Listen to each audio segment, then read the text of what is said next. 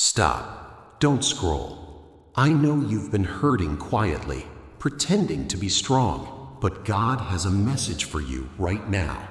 Your pain is not pointless. I am turning it into purpose. Listen closely, because this is for the wounds you don't talk about, the disappointments you carry alone, the nights you cried while no one noticed.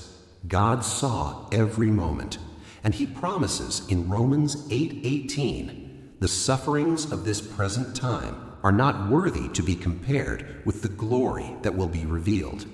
Meaning, what hurt you will one day help you.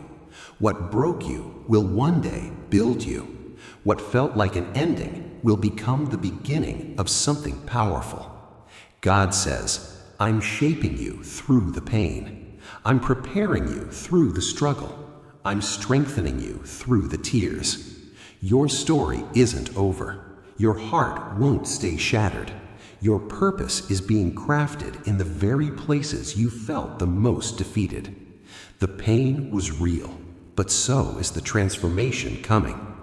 If this message touched your heart, follow for more and share this with someone who needs hope. Jesus' message for you, prayer.